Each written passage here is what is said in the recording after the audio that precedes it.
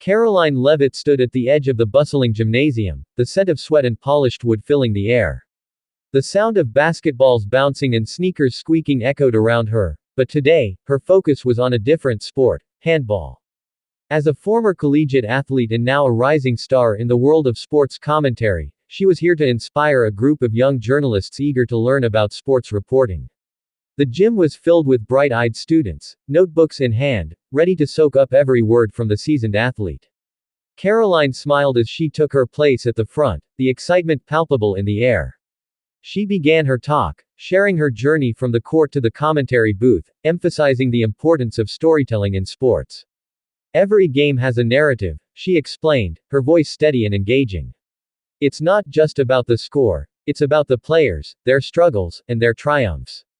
As she spoke, a hand shot up from the back of the room. It was a young girl with curly hair and a determined look in her eyes. Ms. Leavitt, what do you think is the most important skill for a sports journalist? She asked, her voice clear and confident. Karoline smiled, appreciating the enthusiasm. Great question. I believe the most important skill is the ability to listen. You need to understand the game, the players, and the emotions involved. Listening helps you tell a more compelling story. Another hand shot up, this time from a boy wearing a handball jersey. What's your favorite handball memory? He asked, his eyes wide with curiosity. Karoline chuckled, reminiscing about her own experiences. I remember my first handball tournament. I was nervous, but the thrill of the game and the support from my teammates made it unforgettable. We didn't win, but the camaraderie and the lessons learned were worth more than any trophy. The questions kept coming, each one more insightful than the last.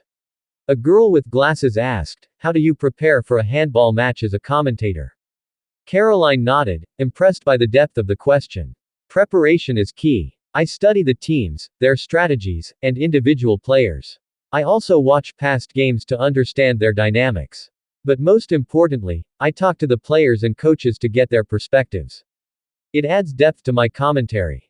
As the session continued, the young journalists peppered her with questions about handball techniques, the importance of teamwork, and how to handle criticism in the sports world. Karoline answered each one with enthusiasm, sharing anecdotes and advice that resonated with her audience. Do you think handball will ever be as popular as basketball in the US? A boy asked, his brow furrowed in thought. Karoline paused, considering her response. Handball has a unique charm, and it's growing in popularity. With more exposure and support, I believe it can carve out its own space in American sports culture. It's all about getting people to see how exciting the game is. As the session drew to a close, Karoline felt a sense of fulfillment. She had not only shared her knowledge but had also ignited a passion for sports journalism in these young minds. The final question came from the girl with curly hair again. What advice would you give to someone who wants to become a sports journalist? Thank you for watching.